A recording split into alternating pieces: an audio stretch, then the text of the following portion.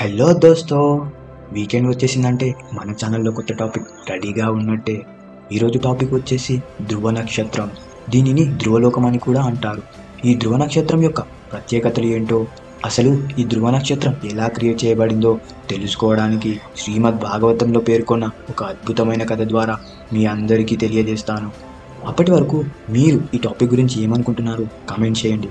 ఈ వీడియోకి లైక్ కొట్టి మీ సపోర్ట్ని తెలియజేయండి. ఈ టాపిక్ ఇంట్రెస్ట్ ఉన్న వారితో షేర్ చేసి ఫస్ట్ టైం మన ఛానల్ని విజిట్ చేస్తే సబ్స్క్రైబ్ చేసుకోవడం మర్చిపోకండి. చలో దెన్, ఇంకేమాత్రం ఆలస్యం చేయకుండా let start our video. Hello all, it's me Manne. Welcome to my channel.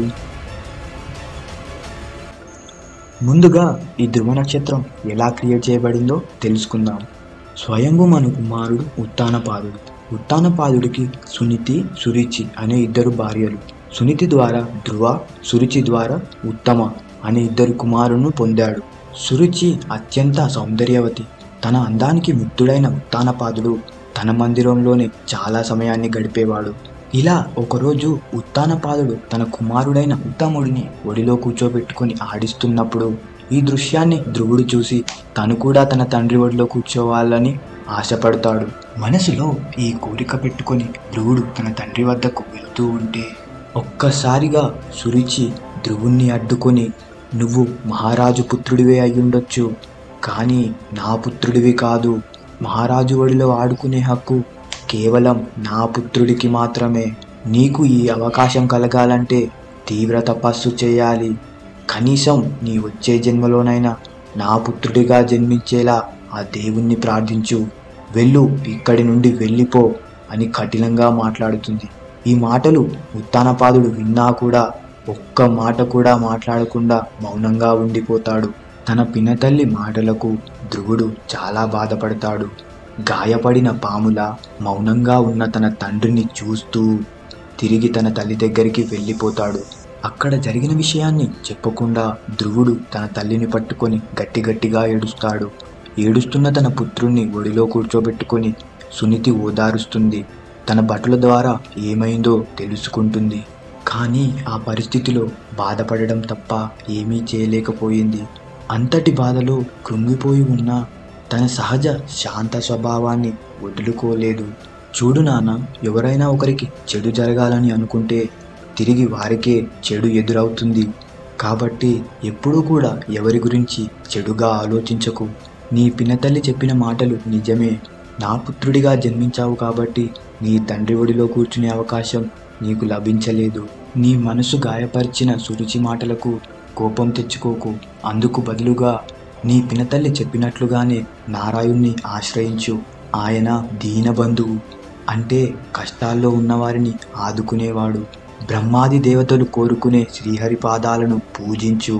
కేవలం ఆయన మీద మాత్రమే ఆప్యాయత పెంచుకో. విష్ణు రూపాన్ని తలుచుకుంటూ ఆయన పేర్లను స్మరించు. నీకు తప్పకుండా అన్ని బాధల నుండి విముక్తి లభిస్తుంది. నిన్ను ఓదార్చడానికి ఇంతకంటే వేరే మార్గం నాకు కనిపించడం లేదు. ఈ మాటలు విన్న ధ్రువుడు ఈ పరిస్థితిలో తన తల్లి చెప్పిన మాటలే మేలుగా భావించి తన తండ్రి పాలిస్తున్న రాజ్యాన్ని విడిచిపెట్టి శ్రీహరిని ఏ చోటు నుండి ప్రార్థించాలో ఆ స్థలాన్ని వెతుకుతూ తిరగసాగాడు.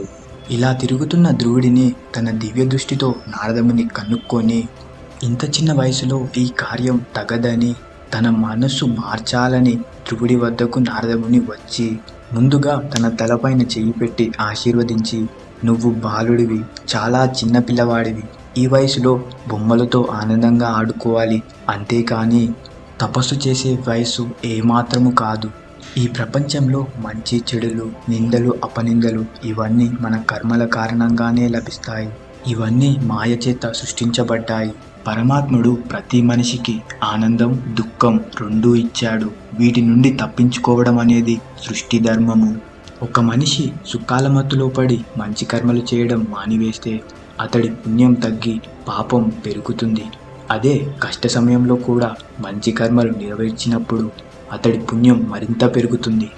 ముఖ్యంగా కర్మ అంటే తన కర్తవ్యాన్ని సరిగ్గా నిర్వర్తించడం. జ్ఞానం అంటే ఈ సృష్టిలో ఉన్న ప్రతి ఒక్కదాని గురించి సరిగ్గా తెలుసుకోవడం. ఇంకా ఆఖరిది భక్తి మార్గము. ముందు చెప్పిన వాటికంటే చాలా సులభమైనది. ఇకపోతే మరింత ముఖ్యమైనది నీకన్నా అదృష్టవంతుణ్ణి చూసినప్పుడు అసూయ చెందకూడదు, అనురాగాన్ని చూపించాలి. అదే నీకన్నా దురదృష్టవంతుణ్ణి చూసినప్పుడు జాలి చూపించాలి, అంతేకాని ఎగతాళి చేయకూడదు. మనం ఆనందంగా ఉండాలనుకుంటే ముఖ్యంగా మనతో సమానమైన వారితో ఉండటం నేర్చుకోవాలి. ఈ మాటలు విన్న ధ్రువుడు, నన్ను కలిసినందుకు చాలా ధన్యవాదాలు ఋషివర్య. మీ వల్లే ఆనందానికి దుఃఖానికి గల తేడాను తెలుసుకున్నాను. కాకపోతే మా పిన్నతల్లి అన్న మాటలు నన్ను చాలా గాయపరిచాయి. అందుకేనేమో మీరు చెప్పిన మాటలు నా మనసులోకి ఏమాత్రం పోవట్లేవు. మీ మాట విననందుకు దయచేసి నన్ను క్షమించి నారాయణుణ్ణి ఎక్కడి నుండి ప్రార్థించాలో నాకు తెలియజేయండి అని ప్రాధేయపడడంతో అతడి ఆలోచనలు, మధురమైన మాటలు విన్న నారదుడు ధ్రువుడికి సాయం చేయాలని నిశ్చయించుకుంటాడు. నీ తల్లి చెప్పినట్టుగానే సకల జనుల ప్రాణులకు ఆశ్రయాన్నిచ్చే పరంధాముడు కాబట్టి నీ కోరిక నెరవేరే మార్గాన్ని నేను చెప్తాను. నీ పూర్తి ఏకాగ్రతను నారాయణుడిపై ఉంచి ధ్యానించు. ఆయన ఖచ్చితంగా నీ మాటలను వింటాడు.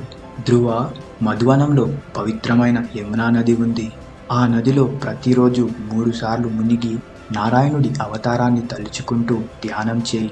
అప్పుడు విష్ణుమూర్తి చాలా సులభంగా ప్రసన్నుడవుతాడు. ఓం నమో భగవతే వాసుదేవాయ. ఈ మంత్రాన్ని ఉచ్చరిస్తూ ధ్యానం చేయడంతో నారాయణుడు తప్పకుండా ప్రసన్నుడవుతాడు. ఈ విధంగా నారదముని ధ్రువుడికి ధ్యానం చేసే మంత్రాన్ని నేర్పిస్తాడు. తరువాత నారాయణుడి రూపం ఎలా ఉంటుందో వివరిస్తాడు. ధ్రువుడు ఆ వర్ణన వింటూనే తన మనసులో నారాయణుడి రూపాన్ని ముద్రించుకుంటాడు. విష్ణువు నాభి నుండి కమలం ఉద్భవించడం, పెదాలపై చిరునవ్వు, కరుణ నిండిన కళ్ళు, ఇలాంటి లక్షణాలన్నీ ధ్రువుడు ఊహించుకున్నాడు. ఆఖరికి నారదముని ఆశీర్వాదాలు తీసుకొని మధువనంలో ఉన్న యమునా నది తీరానికి చేరుకొని తన ధ్యానాన్ని ప్రారంభిస్తాడు. మొదటి నెల అడవిలో దొరికిన పండ్లను మాత్రమే తిన్నాడు. రెండో నెల గడ్డిని, ఎండిన ఆకులను తిని బ్రతికాడు. కేవలం నీరు మాత్రమే తాగుతూ 3వ నెల జీవించాడు. ఇక 4వ నెల తిండి తిప్పలు మానివేసి కేవలం ఆయువునే ఆహారంగా తీసుకొని ధ్యానాన్ని సాగించాడు. ఇలా నారదముని చెప్పిన మంత్రాన్ని, కేవలం విష్ణుమూర్తి రూపాన్ని మాత్రమే మనసులో తలుచుకుంటూ ధ్యానం చేయడంతో ఇక ధ్రువుడు చేసే తపస్సు కఠినంగా మారడం గ్రహించిన దేవతలు అతనిని పరీక్షించేందుకు పాములు, మృగాలు, ఆఖరికి ఆత్మలనుకుతో శబ్దాలు చేయించి భయపెట్టే ప్రయత్నం చేశారు. ధ్రువుడు ఎంత తీవ్రంగా తపస్సులో మునిగిపోయాడంటే కనీసం ఇవన్నీ అతడి దగ్గరికి వచ్చాయన్న విషయం కూడా తెలుసుకోలేకపోయాడు. ఈ తపస్సుకు ముల్లోకాలన్నీ వణికిపోవడంతో దేవతలందరూ నారాయణుడి దగ్గరికి వెళ్ళి, నారాయణ, ఇప్పటి వరకు ఇలాంటి సంఘటన ఎప్పుడూ జరగలేదు. ధ్రువుడి తపస్సుకు ముల్లోకాలు ఊపిరి కూడా పీల్చుకోలేకపోతున్నారు. దయచేసి మా పైన దయ చూపించి ఆ తపస్సు ఆగేలా చేయండి అని దేవతలందరూ ప్రాధేయపడడంతో ఈ ప్రభావమంతా నా భక్తుడైన ధ్రువుడి తపస్సు ఉచ్చస్థితికి చేరుకోవడమే. నేను ఈ క్షణమే ధ్రువుడి వద్దకు వెళ్ళి అనుగ్రహిస్తాను. ఇన్ని రోజులు తన మనసులో తలుచుకున్న విష్ణు రూపము ఒక్కసారిగా కదలాడడంతో ధ్రువుడు ఆ తేజో రూపాన్ని కనులతో ఆస్వాదిస్తాడు. ఆ రూపాన్ని చూసి మనసులో వర్ణించాలని ఉన్న బాలుడుగా ఉండడంతో అతడికి ఏం మాట్లాడాలో తెలియక ఆ రూపాన్ని చూస్తూ అలానే నించుండిపోతాడు. ఈ విషయాన్ని నారాయణుడు గ్రహించి తన శంఖంతో ధ్రువుడి చెంపను తగిలించగా ఆ తాకిడికి ఒక్కసారిగా పెద్ద మహర్షి వలె విష్ణుమూర్తి రూపాన్ని వర్ణించడం ప్రారంభిస్తాడు. ధ్రువుడి భక్తికి ప్రసన్నమైన నారాయణుడు, నువ్వు ఇవన్నీ ఎందుకు చేస్తున్నావో నాకు తెలుసు. నీ మనసులో ఉన్న ప్రతి ఒక్కదాన్ని నేను నెరవేరుస్తాను. నీకు అనంతలోకాలలో ప్రాముఖ్యమైన స్థానాన్ని నేను ప్రసాదిస్తున్నాను. అక్కడ సూర్యచంద్రులు, నక్షత్రాలు, మహర్షులు నీ చుట్టూ తిరుగుతారు.